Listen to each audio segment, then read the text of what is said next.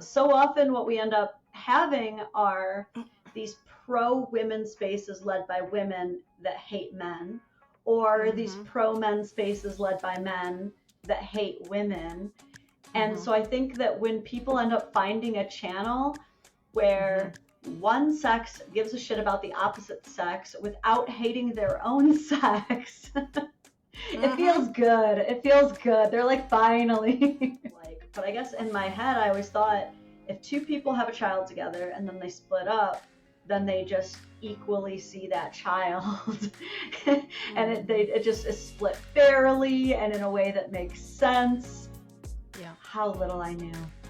You know, a lot of people say, I don't know what to talk about. I don't know what I'm passionate about. And I'm like, well, if you don't know what you're passionate about, talk about what pisses you off, which sounds like what you started with. That's good advice. That's actually good advice. Yeah, I am passionate about what pisses me off, so that's for sure. Hello, awesome human. Thank you so much for being here for another episode of the Be You Get Paid podcast. This is Amy Taylor, and seriously, I really appreciate your ears and eyeballs if you're on YouTube. It's really humbling to have so many people listening to the podcast, sending me messages. If one person gets a takeaway from a topic discussed here by the experts I'm interviewing, that is all I'm here for, and I really appreciate the love. So, on to today's episode. In a little over 2 years, Lauren, aka the Dadvocate, so catchy, I love it, has grown a following of over 2 million people across all social media platforms, advocating for equal shared parenting and healthy relationships. Now, the USA in particular is in a pretty dismal state of fatherlessness in the home, ranking worst in the world internationally. The myth is that fathers don't want to be involved. The facts is that deadbeat dads, in quote marks, make up only around 5% of all fathers. Now, Lauren is also a living masterclass in being a successful content creator. Why would I say that? Well, she has grown a highly engaged audience to a point that the opportunities to monetize it are being thrown at her everywhere. But she hasn't had to sell out to anything that she doesn't like or use herself as a product or service or anything that doesn't align with who she is and what her values are. She has poured her time, energy, heart, and soul into raising awareness about something that she genuinely cares about. And as a result, she recently quit her job to make it her full-time focus, which in turn means she can have greater impact and make a real change in the world. And we discussed this at great length in this episode. Now, just a quick personal note. Not long after recording this episode, Lauren posted something on social media that hit me right in the guts. So I sent her a personal photo in response to let her know how I felt about that. And this exchange proves how intimately Lauren knows her audience and their pain points. I don't think she has studied marketing, but it seems to me that she's a natural. If you want to see these photos, they're on my Instagram at Amy Taylor Says. Just swipe through the profile photo for this episode for the Dadvocate on my grid, and you'll see what I mean by these photos that we exchanged. It was awesome. I loved it. Anyway, I hope you enjoy this one. It's sadly super relevant for the world we live in, but hopefully that means it's helpful information. And for anyone out there trying to do the blended family thing or the step parenting thing, please know you are doing great and you are definitely not alone. Okay, let's get into it. Yeah, I love your setup. It's great. Thank you. But I don't want to waste good chat, so that's why I've hit record already. But so good to meet you. I've been following you probably best part of a year. And it was purely accidental. Purely accidental because I am someone in your situation. My partner has a nearly 7-year-old. And yeah, I don't know what video it was or a podcast he sent me. And I searched Dadvocate and it wasn't you that he'd sent me. So it was a very happy accident. Sounds like an unplanned pregnancy, doesn't it? But you know, those work out real well too sometimes. Let's hope. But yeah, I don't know your full story, which is what we're here to discuss. But you tell me, because you've got I'm just looking at your YouTube, 231,000 subscribers on YouTube, similar number on Instagram, is it 1 million on TikTok? I actually just hit 1.4 million on TikTok. Snowball effect. That's the biggest one, is the TikTok. Yeah. That's where I started. Mm-hmm. And how long ago was that? When did you post your first TikTok? How long ago? Still remember the exact day. It was August 21st of 2021. Holy moly. So just over 2 years ago. Yeah, and I truly did not expect any of this. To give you an idea of how clueless I was. The whole reason that I wanted to make a TikTok to kind of vent about stuff was I had seen my husband making TikToks. I was never even on the app. And I was like, wow, babe, you're getting like 250 views per video. Like, you're famous. I was so impressed. I didn't know. Yeah, and that doesn't even mean 250 people. Like, if you're completely clueless, which is fine. I mean, the people that spend no time on social media, I'm kind of jealous of.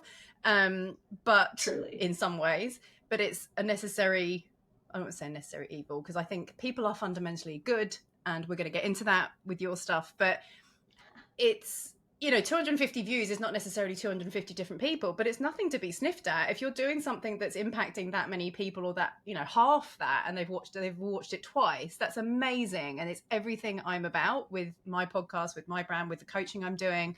Like, you're just one of these voices out there that's kind of the voice of reason in a topic and a narrative that pops up on social media far too often. And the comments on your, hang on a sec, I need to back up. You just quit your job, little quit your job dance. Like, that's one of my favorite things to see people do. We both look like a pair of mums right now. But congratulations. Very, very cool. Thank you. And we will, now let's rewind. So 2021 August, so 2 years ago, what was the first thing you posted on TikTok? Can you remember? Yes. Yeah. The first thing I posted was just a 3-minute long, unedited, uncut tangent about so many of the things that were pissing me off about family court. I was like sitting on this moniker of the Dadvocate for like 2 weeks. I was like, I'm gonna just make this anonymous account where I can get some things off my chest, and one day I'll use it. And then there's just this one day that I was like, I'm just gonna go in the office and get some things off my chest. And I didn't even know like how the caption system worked. I didn't know that you could go in and edit your captions. So I just like left it in TikTok's hands, whatever it thought I was saying. I didn't know how to edit anything. Yeah. And then after I posted it, I remember like texting my husband and being like, wait, so how often do you get like 10,000 views in an hour? And he was like, oh, I'm sorry, what? This is your first ever. Wow. Yeah. And then I've been told, I guess I haven't been told, but I remember reading somewhere once, and I can't find this information again, but I believe this to be 100% true. But I read somewhere that your entire TikTok algorithm is based off of the success of the first 7 videos you post. And there are some people who theorize that if you don't take off in your first 7 videos, or you don't hit a stride, delete the whole account and start over. And I don't know if that was part of the foundational success, but after that first video that did pretty well and is now at like 500,000 views, I just started answering other questions that people had. I think the very next video I had was me responding to the question, well, wait, how can you have to pay child support on a child if you've proven that you're not the biological father? And I was like, oh, I'm happy to explain these things because no one ever lets me talk about this. Right. Okay. So we'll backtrack a second. I haven't actually introduced what you do or what you talk about, but just to go over the TikTok thing, because there will be people watching this, I think, or listening to this who are like, they just want the next hack or the next strategy on the algorithms. And it's like, I think in 2021, when the world was still shut down, what you've said about the first 7 videos could well have been true. I am not a TikTok fan. I think I don't like what's behind it, but that's a different conversation. But I think at that point yeah, at that point in time, it probably was true because they would have just fed you whatever to keep you going and to give you that dopamine hit of, oh, am I getting all these views? But thankfully, what you were doing has some substance and is valuable, because there's a lot on there that's not. Yeah. So tell us what you talk about, and then we'll go through how you got there, because a lot of people are like, they fall into two camps. The people that I work with, it's either they've built this ridiculous following and they don't know what to do with it, or they're setting out to build a business, so they want to make money, and so they don't know what to talk about, and so that it's the two ends of the spectrum. And I think so often people like you, they just explode because the intention is purely to talk about something they're super passionate about, and that comes through, and that's what people jump on. So tell us what you talk about. Yeah. So what I originally started talking about was, I suppose what I used to call it was father's rights, but the term Mm-hmm. that I now prefer is equal shared parenting, Yes. especially as things evolve. The issues within family court that previously were so dominantly men and fathers Mm, is really now just, it's starting to shift toward whoever has less money or less resources, right? yes. So it's interesting, that shift. And so I've definitely tried to be a lot more conscientious of women Yeah. also abused and targeted by the system. But a lot of what I started talking about was how men specifically are affected negatively by family courts. And what Mm-hmm. that kind of ended up evolving into more was how to have healthier relationships in general. And I even started kind of getting a little bit into neurodiversity in dating. Um, Basically, all of the big things that can cause conflict in relationships were the things that I Mm, wanted to start not only talking about, but kind of joking about as well, so that we can mm-hmm. kind of have a good baseline to laugh and then talk about it. Oh, amen. Everything's so heavy and serious, right? Like there's enough of that. Hmm. And it doesn't draw people in. In fact, one person commented, I was actually welling up reading the comments. I just started I was doom scrolling. I was like, I'm supposed to be talking to Lauren. So I read a couple of the comments on your photo that you posted on YouTube, which I think you put on Instagram and other places. But the comments from people just filled my heart with hope. Like people are fundamentally good. They want to grow, Yes. but they don't necessarily want to have these heavy conversations. And your humor and your self-deprecation, like it's great, and I can absolutely see why people resonate. But someone commented, let me find it. Um, Good people come. This is not the whole comment. Good people come in all shapes and sizes, the Dadvocate, but you're still the fabulous unicorn woman we've all learned to respect and admire. The stunning exterior might be part of what lures the views in, but it's the opinions, knowledge, and expertise that keeps us here. You're probably feeling small in stature. That's a fact. Little person. But you're giant in all the ways that matter for us, your fans, and I hope you can spread your thoughts and ideas far and wide. Hope you get the recognition and following that you deserve. It's sorely lacking compared to the good you do, but please take care and stay safe. Like there are hundreds of comments like that on your content, and like that's the why, right? That's why you do it around a job It's, and probably hustle late nights, and like it's amazing.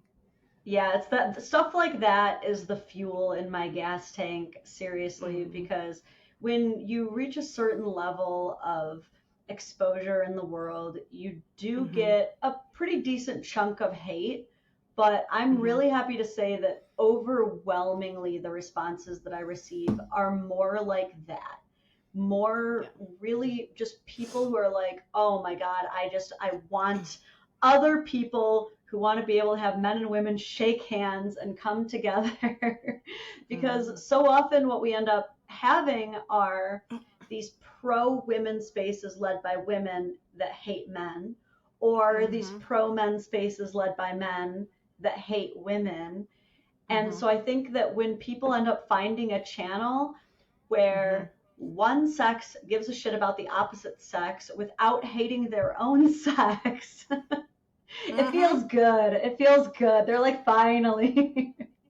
Right. And it's so and we can get into your own story, which I'd love to, and share as much or as little as you want. You have a public following. Yeah. I get that there's probably sensitive areas of that. But we're going through a similar thing, and it's just kind of like, is this going to matter in 20 years or even 5 years or even 1 year? The things that people fall out about, the noise in the world about everything.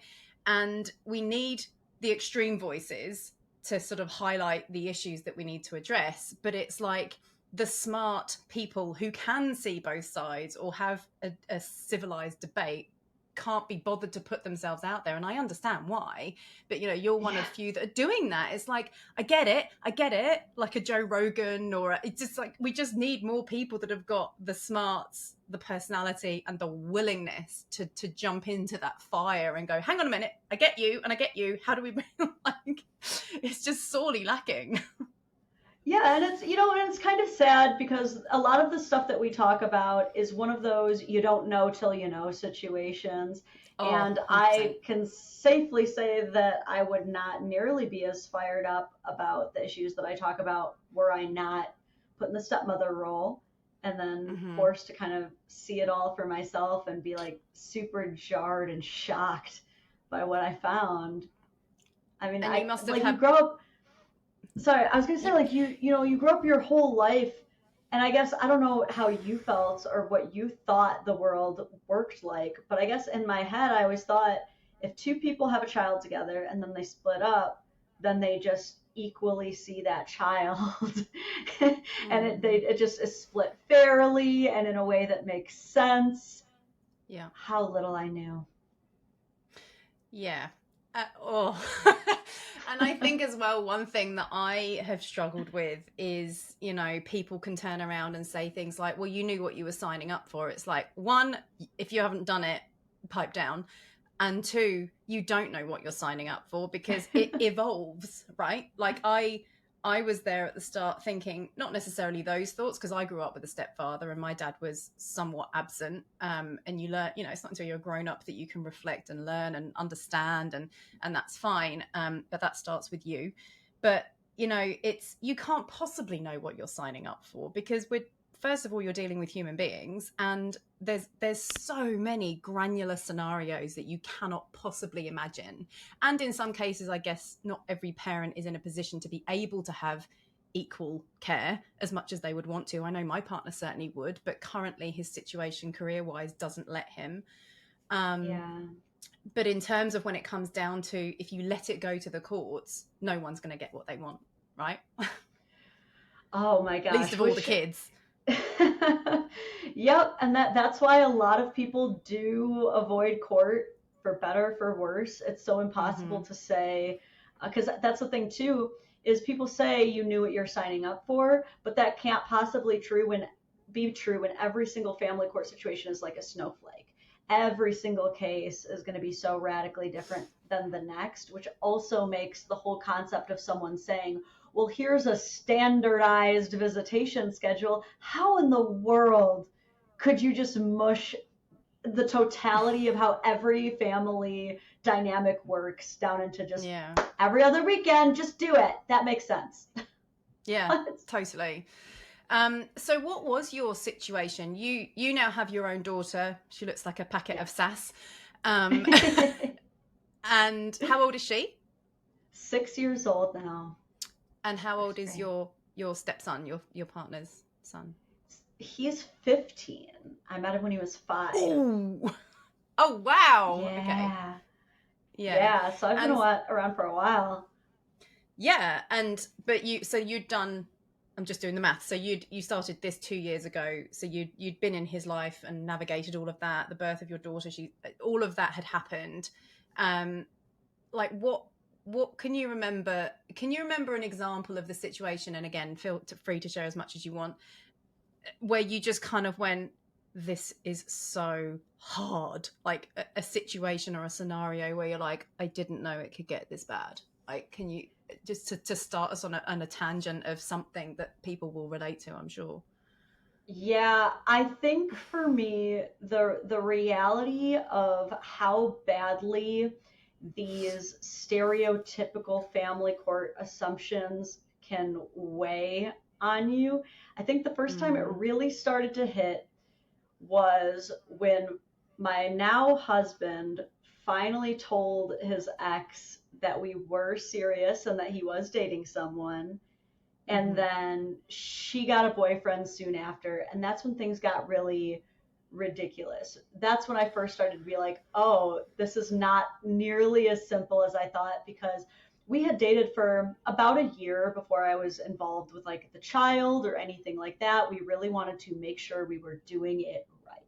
And when we realized, like, yeah, we're in love, we're definitely going to be dating, and we should just let people know about this, that's when things started to fall apart, because this is a man who, my husband, had a kid with a girl when they were both really young and in college, and it wasn't super serious, but nonetheless, he moved 250 miles away from his friend's family and really good job at the time so that he could be as close to his son as possible.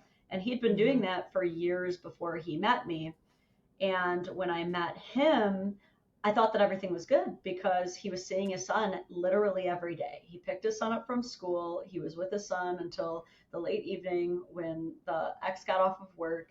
And he seemed to me to just be this daily, everyday involved father. But then it was like, as soon as I was discovered and she got a boyfriend, was suddenly when it was, it would actually be in everyone's best interest if you became an every other weekend dad. So that's what we're going to do. And it was like unilaterally, she was just able to make that decision and just cut his time with his son so dramatically. And keep in mind, this child is 5 going on 6 at the time. So this is what he's known his whole life. He's used to seeing his dad every single day. And now suddenly that's axed. And I remember being so shocked by this because I was like, well, wait, how can she just do this? Don't you have, equal custody of this child that you see every day? And that's when he started to explain to me, well, no, not exactly, because we were never married. And in our state, the mother has what's called natural guardianship, which means she gets sole physical and legal custody just right off the gate. And so she would have to either grant me joint custody, which she has explicitly declined, or I will have to prove that she is unfit and usurp her sole custody. Which would be extreme, yeah. That blew my mind, because I remember thinking to myself, why isn't a child allowed to just have 2 fit parents? Why is it that they can only have a parent and a visitor, or an unfit parent and a parent? Like, why are they shoehorned into these negative? That's terrible. Yeah. And so that was when I really started to kind of open my eyes to just how unfair it was, because this is a man who gave up everything to be half a mile away from his son, who has been there every single day, has had no issue paying, no issue providing, has an amazing family, a clean track record, never been an instance of neglect, of abuse, never an accusation even lobbed against him. And the court is out here granting every other weekend because that's what she wants. Yeah. Wow. And there's so many things that you've touched on there that are spillover. The thing that you started with there was it fell apart when she discovered that you were in the picture and she got a boyfriend. I don't know if those are exactly the same timings, but you think, shouldn't that be the point where it gets easier because everyone's happy, everyone's got a healthy relationship and they should be happy, but now it's harder. Surely all I've ever cared about is I want this kid to see his parents happy. Now, I grew up with my father in another country, and that's ironically now what the situation we are in. And that's been in full transparency. I've been driven to that. We're in Australia. My partner's currently in New Zealand because he's trying to navigate jobs to be in his son's life more, everything he possibly can without martyring himself. Things got so toxic that I decided, look, we can do long distance, go be in his life more, whatever, we'll figure it out as time goes on, trying to navigate negotiating. We were long distance for the good first year, I would say, and then for another maybe half year to 8 months or so after that, we remained long distance after even becoming serious, because I was on one side of the state, he was on the other, so it's probably a little bit closer than you. What state are you in? So Michigan. Oh, that's probably the same distance as Australia to New Zealand, though, to be fair. Yeah, it's probably similar. about 250 miles. It's a bit more than that. It's a flight, anyway. But yeah. But what I was going to say is, like, and it's the trying to negotiate with someone when they're assuming to know everything about your life. And, you know, like, assuming that I suddenly appeared out of nowhere in the child's life, when actually we did long distance to begin with for 9 months. That was actually not by choice. It was COVID lockdowns. And were you introduced to, I don't know the child's name, but your stepson through screens or through long distance first, or was it just when you moved you were introduced? Yeah, so no, not through screens. We did eventually meet in person. Yeah. And that was after he had, you know, been kind of told by his dad, like, just so you know, I started to kind of see somebody and I kind of want you to meet her. And yeah, he was a little bit reserved at first, but then within like a few minutes of playing, he literally slammed the door in his dad's face and was like, me and Miss Lauren are playing now. You're dismissed. Yeah, it's a bit like that with I'm definitely the favorite, but I'm fully prepared for that to change in the future. But yeah, so did he tell her about you, or did that end up accidentally going back through the child? No, he definitely told her, and I will not forget this because I remember the response to him telling her that he was serious about someone and started dating someone was, oh, well, I don't want her around my son until I meet her, and I don't want to meet her. Wow. Okay, that's a good one. Yeah, we were long distance, and I had met child just as a friend through the screen a few times. So when we met, I mean, he was only like 3, I think, when I eventually met him. But my partner made the call for us to meet, and then before he was taken home, it was a debrief message. So again, every situation's different. You can look back and go, we could have done that better. Should we have done it? But it's just, every situation is so nuanced and so sensitive, and some people are better at handling this stuff than others. You know, some people have done the work on themselves to go, hang on, okay, that's not how I would have done it. But it's so tricky. And that's why I call. Go on. Yeah, not everyone is meant to be a step parent. Not everybody should. I'll definitely say that. I wouldn't recommend it to just anybody. You have to come correct too. Yeah. You know, you have to know that you are entering these people's family essentially, you know, as a new introductory person. And it can be frustrating too, because in my situation, I really tried so hard to make sure that I did introduce myself appropriately to everybody. You know, I tried to meet her. She obviously did not want to for a while. And so I eventually ended up writing a letter and saying, like, hey, this is me. This has got to be weird, right? Like, no little girl dreams of sharing their kid with some other lady one day, and no little girl dreams of becoming a step parent one day. But, you know, I was like, I don't want you to feel like I'm trying to replace you. Like, I just want to be an ally here. I did not get a response, but, you know, I tried. I definitely tried. You can only do what you can do to sleep at night, right? And be good with you. And that's what I've had to keep coming back to as well. Like, I've had the opposite, in that she would rather talk to me than him.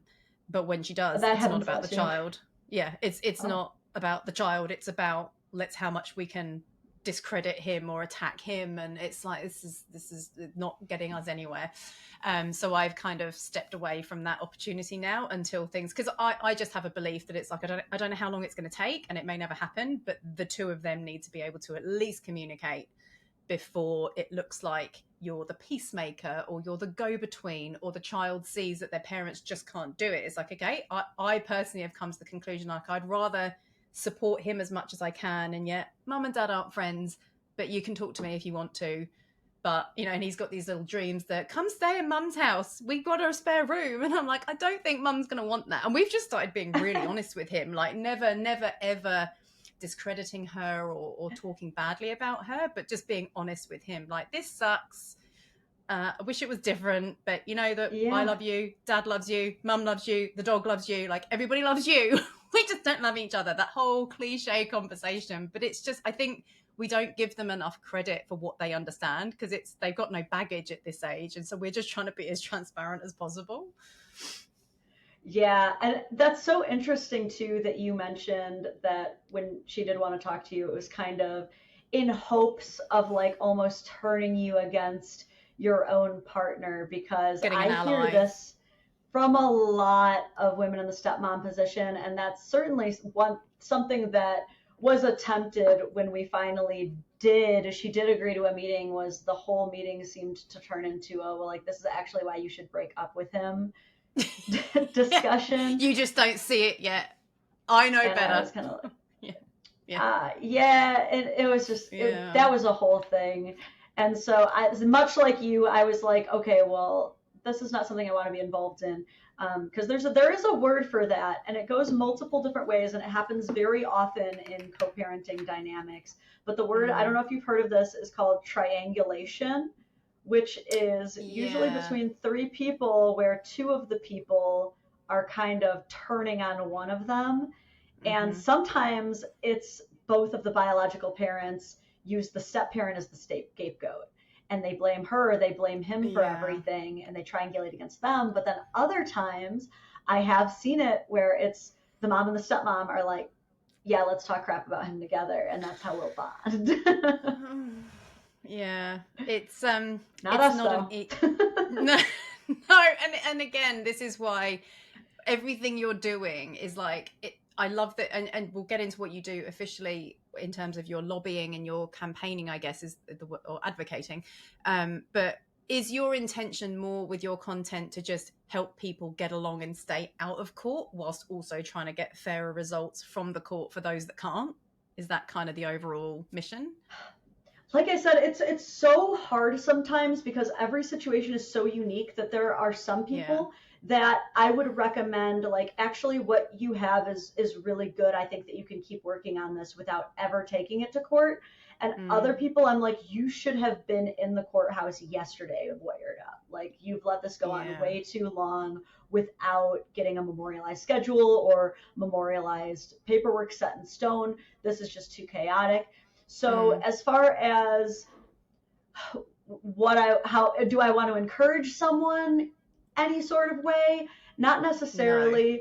I do have goals, like, legally, that I hope to accomplish. Like, I would love to help advocate for more presumed 50-50 shared parenting when both parents can provide, are active, are willing, are able, when it's appropriate. Obviously, I would never encourage that in any kind of abusive situation.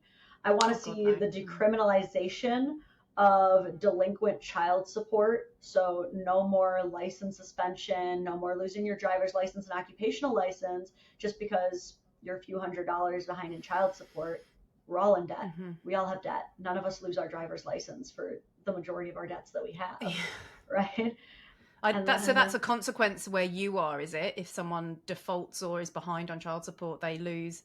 I mean, how is that helping? That's here in Michigan, $400 is all you really need to be behind on to just have your license cut right off. And then not only, you know, are you unable to drive, you now have to pay another couple $100 to have your license reinstated. So it's well, how do you get to work mind. If you need your then need your that's nuts. It's not only the driver's license either. They'll take away your fishing license, they'll take away your hunting license. You can't fish, you can't shoot deer, you can't own a business. And it's like, that's extreme. What? And that's just and that's if you get lucky. They could just send you to jail too. And then really, how do you pay your child support from jail? I don't know anybody who's paying for their kids' college through ramen packets, personally. Well, and this is the money conversation, right? Which is a big part of what I like talk about. It's like people there's either a taboo around money, or, you know, and everyone's struggling to a degree. You know, everyone could do with more money, but the irony of the child support situation, and, you know, what you've just described is probably more extreme than here or New Zealand or the UK, which are all similar systems. You know, generally speaking, after a breakup or a separation, one party, and in most cases that I hear about, it's the men, but not always, has suffered, and they're trying to rebuild their life. And again, the system just it's keeping people slaves, you know, like who, if like my partner, for example, he sold his house because he absorbed the mortgage on a second house that she lived in. So she's got a mortgage-free home, very nice. She creates income by renting rooms out in that home. This is all before working, and the child is now at school. And it's like he left his job to get a slightly less stressful job, because the whole thing was like he just needed some time out. And he came here, she went overseas for a while, and it was all like, okay, let's let the dust settle. We then find out that through child support, his child support is based on his previous salary. Mm-hmm. So potential income. Potential income. And it's not like he's slashed it and is doing, you know, he's not stacking shelves in a supermarket, but it's a chunk less. And so it's like, hang on, well, so where is it factored in that, you know, close to $500,000 of mortgages were paid off in the separation? That just doesn't come into it, you know? So the same formula is applied to someone who's paying $300, $400, $500 a week in rent with a dropkick who's just disappeared and isn't working. The same formula is applied to that situation as it is to his. And I'm just like, this is so screwed up. And again, I'm not completely demonizing the other party, because the system supports it. Like, there is no incentive for someone to work or create anything of value to contribute when the system can just be milked, and he stays in jobs, he's paying income tax, he's trying to start a business, he's doing everything he can. He's given up one job and gone back for another one to be like, it's like, where does this end? That is one of the assumptions that drives me crazy about family court, is when a man takes a cut in hours or a lower paying job so that he can have more time available for the child, the first thing that happens is he is accused of only doing that so that he'll have to pay less child support. Yeah. Disgusting. And it's just, that one really irritates me. And that was something that my husband was accused of in court. And the part that pisses me off the most about that, because he was accused of this simply when filing to modify for a memorialized schedule. And the big thing that he was fighting for was adequate summertime, because his ex was literally only going to give him every other weekend all summer break long, while we live half a mile away. So this teenage boy was only going to see his father all summer long, every other weekend. So of course we were fighting that, and we did fight against it. But that was one of the big accusations her lawyer made, was, we know the real reason that you're doing this. We know the reason you're trying to get out of child support. And it's like, oh, so she must not have sent you the email that we sent her, where we said, hey, just so you know, we're never going to go for a decrease in child support, because all we care about is the time. We have that email saved. It's right there, plain as day, that we sent your client. But sure, accuse us of just trying to get out of paying child support while we're paying extras on top of what we're already paying. It's like everyone, they want to say, oh, you're just trying to get out of child support, but no one is even considering the fact that maybe the real reason she really wanted to cut him down to every other weekend is so that she can see the increase in child support. Exactly. It's so screwed up, and it's just right. Yeah, we've done the maths on that as well. So we've just, we've sucked it up, and it's being paid. But it's just, I don't think, and you learn this the hard way. Like, but you would assume that logic prevails. It doesn't.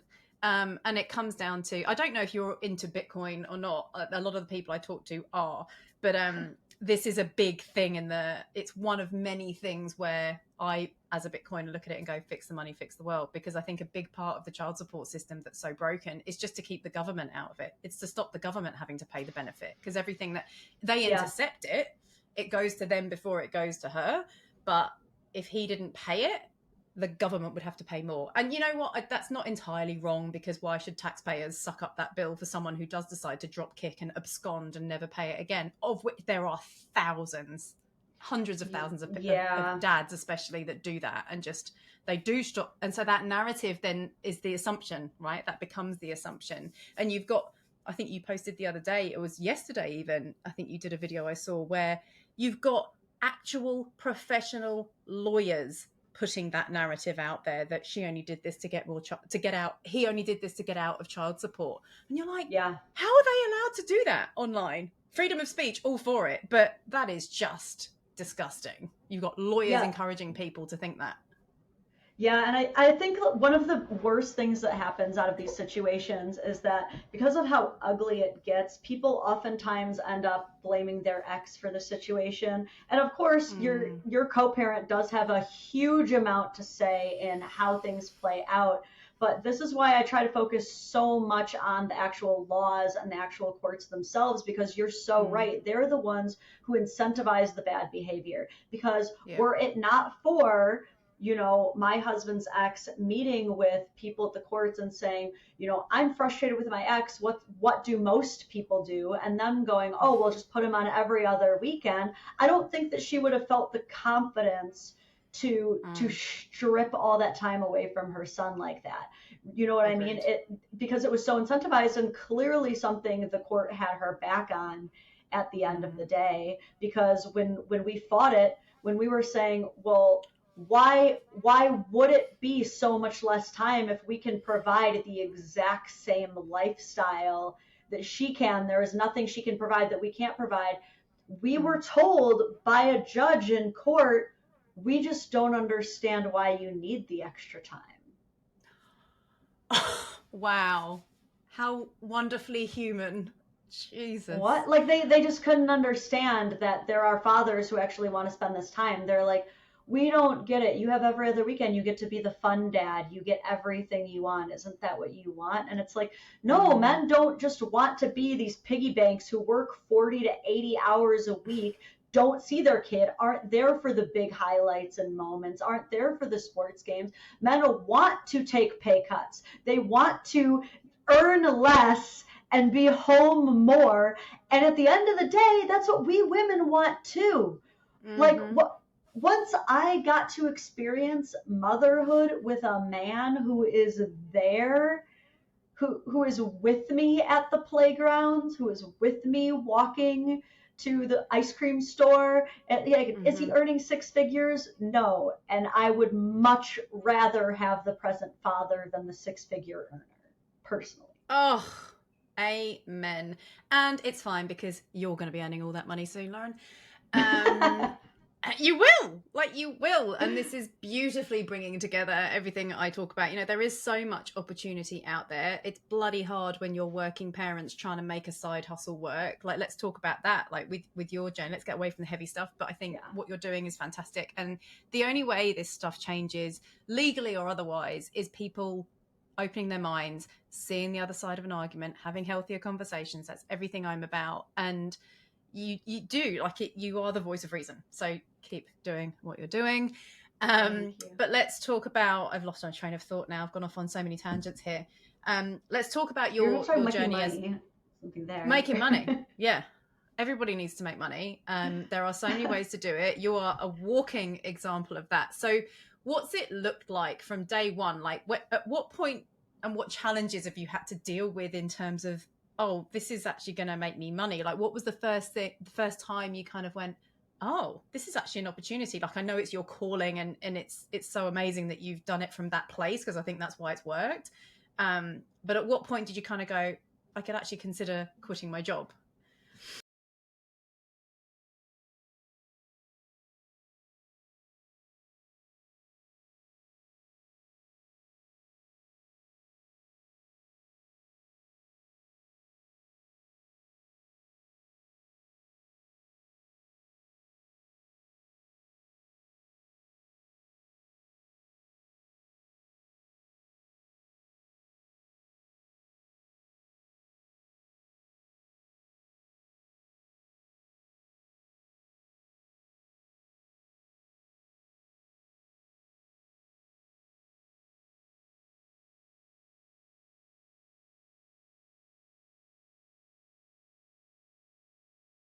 Well, it's funny because it really took a long time before I really saw any money because I Yep. blew up on TikTok in a really crazy way. I think I hit 100K in like a month. And I was so like blown away by all that. And I had Mm. all these followers, this quote unquote fame. And with that came accusations of like grifting. And at the time, I was like so confused because I was like, why do these people think that I'm grifting? Like, no one, like, I was like, at the time, I had never heard of anybody becoming popular talking about fathers' rights issues, first of all. So I was like, clearly, I believe in what I'm saying. I wouldn't just make this up. But also, I'm like working a full time job in STEM still while creating content.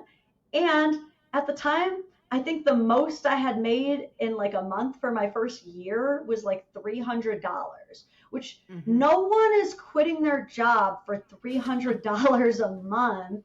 No Yeah. one's doing that. So I really was not making money for a very long time because I didn't know how. I didn't know how any of it worked until I Mm. started kind of talking to other creators and networking with other creators. And that was when it was actually women in particular. There's something Mm-hmm. about like women love to watch other women grow, but they Oh, were I've the always first got ones. stories about that. Yeah, it was a few women reached out and they were like, Lauren, you have something. You can't just stay on TikTok. You have to spread your Mm. wings. You really have to make a YouTube. And I was really resistant at first because I was like, I don't know what I'm doing. I work a full time job and I'm a mom and I'm trying to train Brazilian Jiu Jitsu at a competitive level. And I'm doing all these things.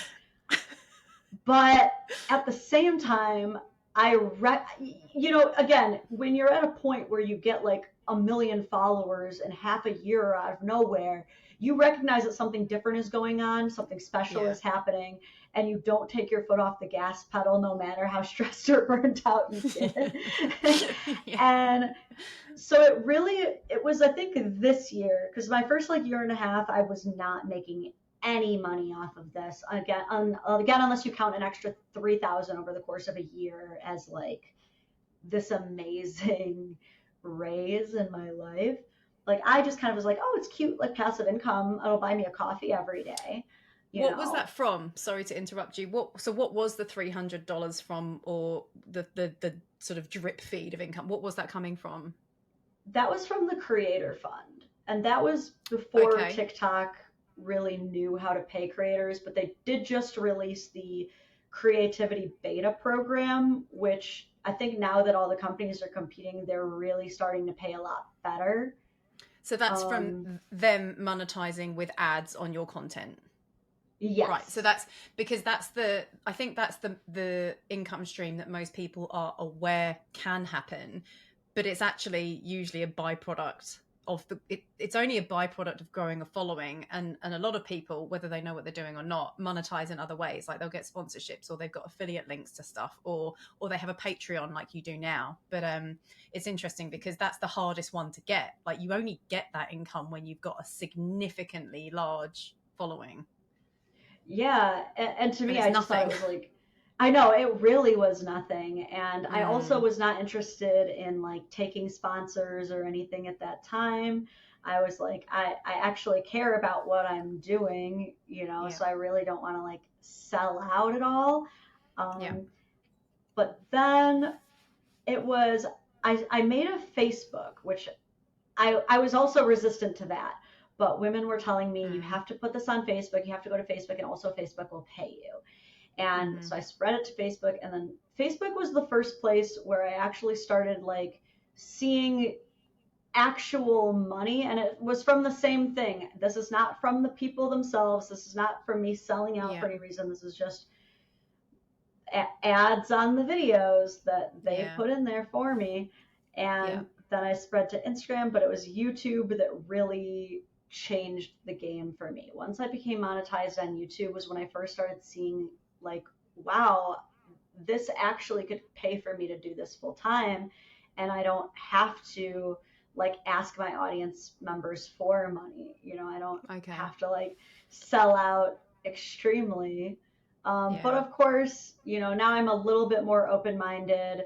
to the occasional sponsor that I really, really like, just because I've Yeah. now learned you can't be a full-time creator without occasionally doing ads. You just can't. Yeah, and I don't think people have any concept. I got nothing in terms of organic audience, but I've seen it on people I've worked with, and you see it on yours and other big creators. Like the entitlement people have, like, can you please add timestamps to this video to make it quicker for me to watch? I'm like, okay, it's another hour's work, but sure, I'll just do that for free.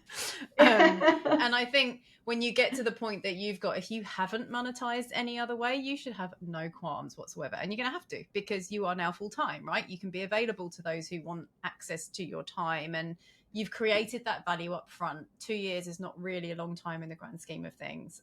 So I would definitely encourage you to drop any sense of guilt or selling out. You're not selling out. You have earned it. Oh my God. Yeah, I know, it's so funny. And now I really don't feel bad about it, because I currently only have one sponsor. I vetted the heck out of them. I actually like their product. My husband loves their products.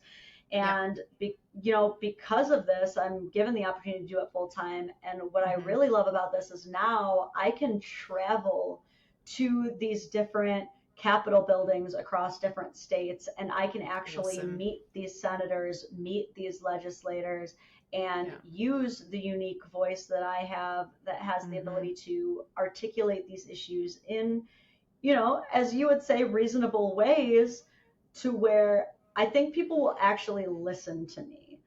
Yeah. And so I really, in that regard, I don't feel bad for making this my full-time job, because I'm doing what I always wanted to do. I didn't just want to rant into a phone. I wanted to change the laws. Right. And that's, gorgeous. Love it. Love it. Like, you actually want to do something good with it. And I think we're just living through a really interesting time where there's a lot of people that want to do that. And we also live in a world where people are being censored. And again, I asked you before and then cut you off. Are you a Bitcoiner? Are you into Bitcoin at all? I have never Bitcoined. Okay, that's fine. We can talk about that another time. But what's interesting is, whatever you believe in, that's again a separate conversation. But the whole censorship, freedom of speech issue, what you're talking about, like, I hope it never gets censored. I hope you never get shadow banned. But again, you're talking about laws. You're talking about approaching governments, and in the States, there's all these different governments. We have that here too, where if they don't like what you're talking about, you might find that happens. So I'm glad you're on multiple platforms, but I'm hoping that Bitcoin banned. Comes into your life. Really? For what? Yeah, I got banned on TikTok once.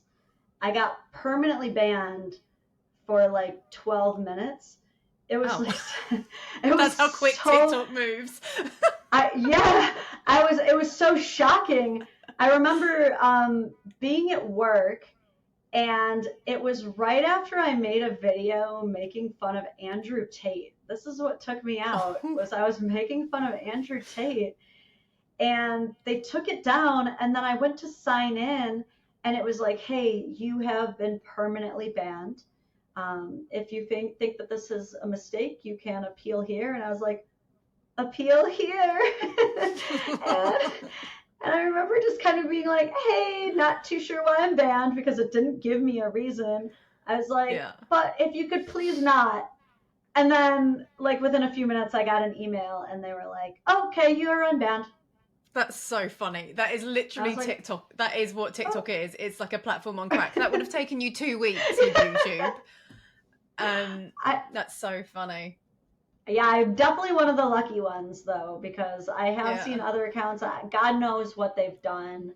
But I've seen accounts get banned at like 3 million, 4 million. TikTok doesn't care. Oh, none of them care. None of the platforms care.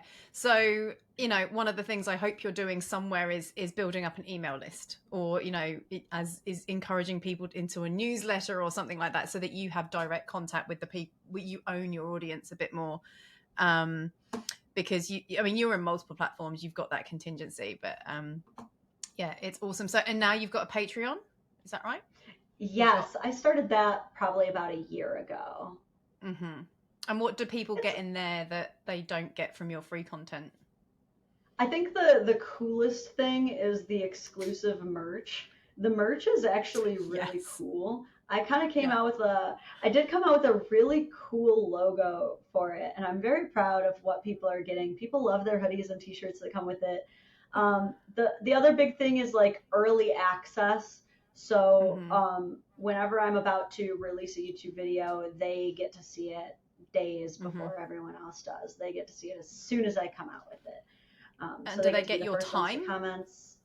Yeah, Do they that's get another access to thing too, you, is like I'm mentoring or? extremely responsive to my patrons. I Yeah. literally just message everybody back as if Yeah. they're my buddies in a text message thread. Yeah. So And that's that's that's what kind of people are fun. paying for, right? When you're Yeah. supporting it, when you're supporting a creator, and that is where the world is going. Whether it's, you know, law. I'm glad I lived in a civil place that has laws, but some of them really don't make sense. And the world is just going towards this learning peer to peer, learning micro businesses or micro educators. People are choosing to homeschool more, and this will be their education. So Yeah. support your favorite creators because that is where the world is going. It's a very time consuming job. So love it. Love everything you're doing. Approaching the hour mark, so we'll get into what I like to use as my final wrap up questions. And you actually did a post along these lines the other day, but I won't pull it up because spontaneous is better. So, knowing everything you know now about anything, whether it be step parenting, being a kid, anything around any advice around being you, and then second piece of advice around money. It doesn't have to be the technicalities or the sensible stuff around money, just anything that comes to mind around money. Advice you would give, two pieces of advice you'd give to your younger self about being you and getting paid. Yeah, that's a good one. That's a good one. God, there's so much to say about like stepmotherhood. I guess the simplest one would be don't become a step parent if you do not love that kid. Like if you don't think that you can love that kid like your own. Just don't do it. It's fine. There are other people that they Mm. can date. Like just move on. If you don't feel like you're gonna love that kid, just don't. Just don't do it. Don't do it. But then money wise, I'll say this. Some people might not know this about me, but I grew up like in poverty. I'm a second gen immigrant. From my family's all from Ukraine. Excuse me. Wow. And so we grew up like dirt poor in Detroit. We were the kids whose names get put on the Christmas trees in the church, and then you pick their names off and you buy them like a game of Yahtzee or something, so that they don't have to be, have no presents on Christmas. Yeah.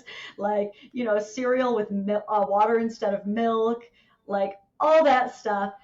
And so what that taught me was to be very smart about my money. And one of my favorite quotes about money is actually from Jay-Z, and he says, "Don't spend it if you can't spend it twice." Wow.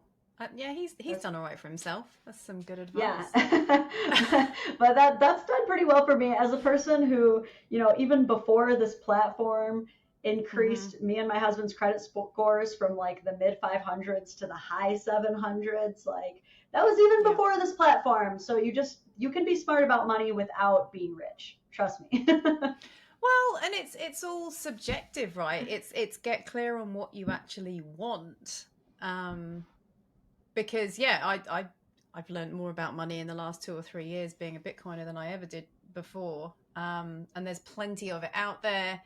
And people are sort of starting to wake up, I think, to the different ways you can create it for yourself, but also Yeah.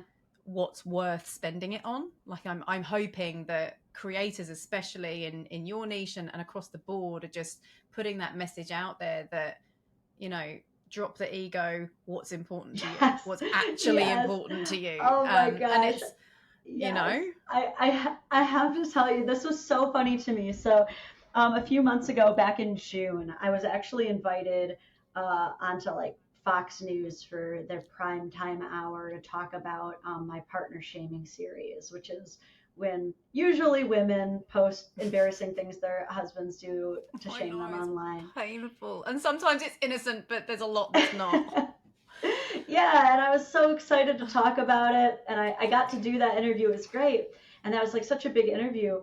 But I remember watching this TikTok of a lady who was like, yeah, I'm doing my first local interview. So again, it's just a local news station. I'm not trying to like undermine it, but what she starts going into it, she goes, and I had to spend so much on this. I had to buy a new suit. I had to get filler. I had to get Botox. I had to have this done. I had to have that done. And I think in total, I had to spend about $2,700. And I was just complaining about this to my husband. How unfair it is that when you're a woman on the hamster wheel, you just have to do this and this. And I'm watching this, and I'm like, you spent $2,700 on a local interview, and I went on prime time in an outfit that I bought from the thrift store. Mm-hmm. Yeah. You didn't have to do that. There is no hamster wheel you had to run on. Well, it is subjective. Maybe that's who knows? You never know someone's situation, but you're right. And I think the thing I'm always trying to get to with people is just like figure out what your baseline is. Like I don't know if you did the maths first before deciding to quit your job. And I love, by the way, as a side note, I love the fact that you quit your job on good terms. Like you loved what you did. And for some people, I quit my job on good terms, and hopefully not, but I'm sure I could always go back to a job if I needed to. But it's that there's a lot of content out there in my space, especially that's like, quit your job, fire your boss, fuck it, and it's like, don't need to be like that. Like, but going back to the girl that spent $2,700, it's like, what is it actually going to take for you to do that? Because when you actually sit down, do the maths, decide what's important to you, it's probably not as much as you think. So yeah, I mean, and that's my other advice to you is you don't have to spend a lot of money to create content. You just have to be honest. Like I would not encourage anybody to go into content creating if their end goal is money and followers. If that's your end goal, just don't do it. Just don't. There's other business models you can. I can vouch for that because I've done other things that have made me plenty of money. I got bored and now I love creating podcasts, but there's no money in it yet. It's a lot. It's a journey, right? Like the money comes when the people with the money out there go, oh, they're getting in front of a few thousand people that we need to reach. So yeah, it is a longer journey. There's plenty of other business models you can get into if that's your goal. You might get bored after a couple of years because it doesn't give you a huge sense of meaning, but you're being rewarded now for something. A lot of people say, I don't know what to talk about. I don't know what I'm passionate about. And I'm like, well, if you don't know what you're passionate about, talk about what pisses you off, which sounds like what you started with. That's good advice. That's actually good advice. Yeah, I am passionate about what pisses me off, so that's for sure. Yeah. That's so cool. No, I'm glad that advice is resonating with you because it's a big one for me. So many people, especially when they're in that first stage, like I want to start a business, I want to quit my job. Who's my niche? And I'm like, I'm gonna steal clearly don't know what. Yeah, if you don't know what you're passionate about, just get out there and talk about what pisses you off because it will pay off eventually. And you're an example of that. So thank you so much. Where can people find you? I'll link all your socials and stuff, but because if you search The Dadvocate, you will actually get a few different ones. So give us your handles. I don't know. I think if you search The Dadvocate now, you'll find you're probably the top right one. There's like some lawyer group down south. I'm sure they're really great, but but YouTube, but you'll find me. Yeah, YouTube and TikTok. I'm also on Instagram and Facebook. Mm-hmm. I have a Patreon. That's it for now. That's it for now. And the merch, I might go and suss out. I love a bit of merch. Oh yeah, dadvocate.net. There you go. Good plug. Well, thank you again so much. Awesome to meet you. Love everything you're doing. Keep it up. Because you're changing the world, and I'm glad it's changed your world. There you go. There's a cheesy sign off. Thank you. Hello, my friend. As someone who's not the best at finishing the things they start, thank you so much for making it to the end of this podcast. I hope you found it helpful. Maybe it piqued your curiosity on something new or even just made you smile for a few seconds. If any of those things apply here, then all my regular tech challenges and tantrums are well worth it to get this to you. If you heard anything at all that you think could help just even one other human being, there's a couple of things you can do that I would really and truly appreciate. Firstly, you can follow or subscribe wherever you're listening. On most podcast platforms, this is usually just a case of hitting a follow button or a plus sign on the main show page. This means you'll never miss an episode, which is hopefully a win-win for us both. Secondly, if you're feeling really generous, you can leave me a 5-star rating or review wherever you're listening. And lastly, feel free to share an episode with a friend on social media with any thoughts, feedback, suggestions, or even criticism. It's okay, I can take it. Just tag me using the handle @AmyTaylorSays to make sure I see it and can thank you personally. Any or all of these things genuinely mean more human beings see and hear these conversations. So again, thank you for being here and helping me with my mission with Be You Get Paid to help as many people as possible know themselves, know money, and be happy. See you next time.